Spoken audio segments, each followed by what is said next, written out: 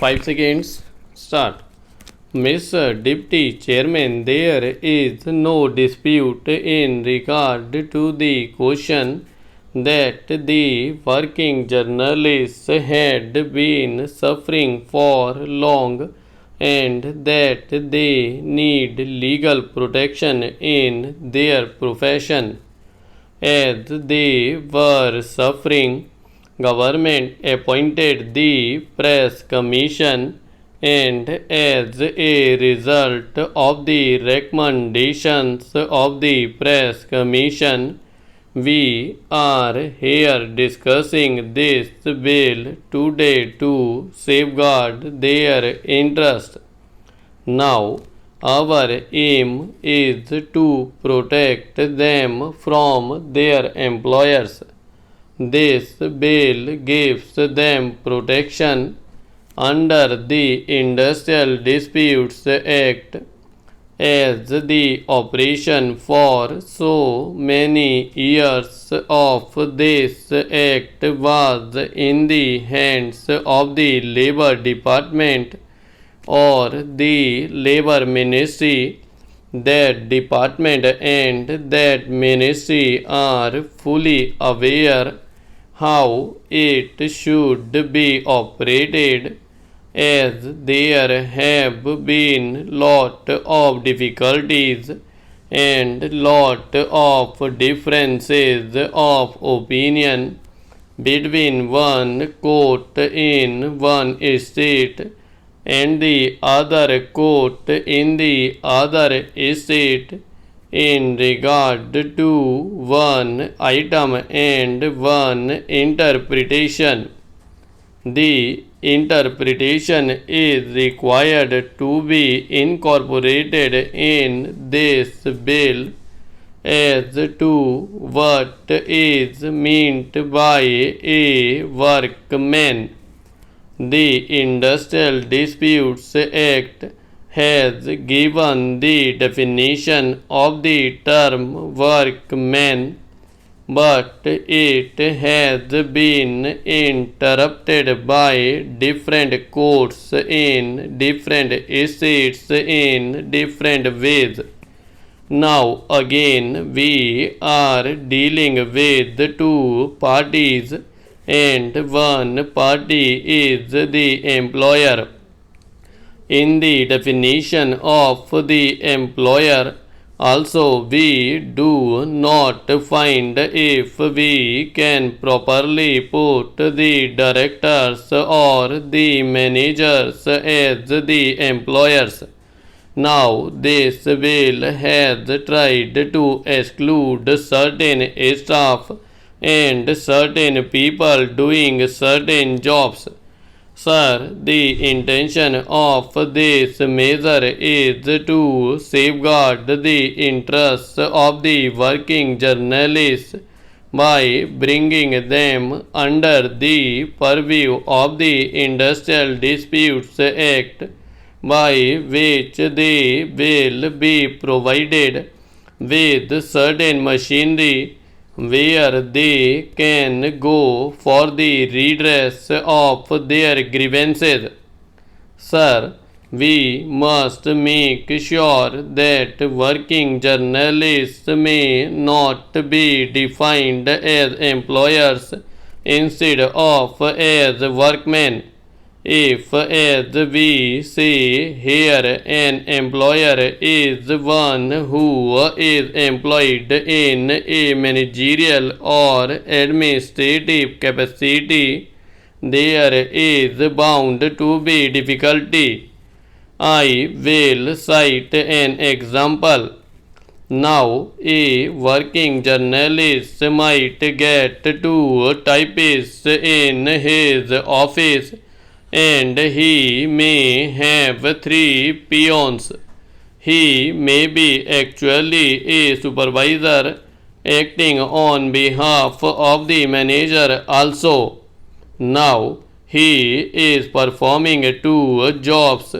He himself is working, and he is also performing the work entrusted to him by the manager or the managing director. If such a person has got any grievance, he goes to this machinery that is to be appointed under this bill, and he is entitled to get relief. But as he is partially employed as manager, he may be denied that right. Therefore, I am afraid that whatever we may try to do, we must be very specific in this matter. I think we should say that the working journalist means a person whose principal avocation is that of a journalist, etc., etc., and then they are also termed as workmen under the Industrial Disputes Act. Otherwise, we will be faced with that sort of difficulty as other trade unions are experiencing in their day-to-day work in the appellate tribunal or the industrial tribunal or in other courts. I hope that the minister in charge of this bill will consult the labor minister, who is an expert in this matter, as to how to safeguard really the interests of these people by putting a proper definition for the working journalists. Now, I have got another point. Really, this should have been brought forward by the Labor Department, as they have been operating the Industrial Disputes Act. Under the Industrial Disputes Act, we have got some machinery which has got to come into being when there is a dispute. Now, under the existing Industrial Disputes Act, the appropriate government has got to order in writing to this machinery, as the working journalists are spread over throughout the country. I am not clear in my mind whether for the purpose of the working journalists this Industrial Disputes Act will be operated by the central government or by the state governments. Both the central and the state governments have their own machinery, from the Chief Labor Commissioner to the Reconciliation Officer. The Government of India has got a set of machinery throughout the country, and again the state governments have got their own labor commissioner and other officers.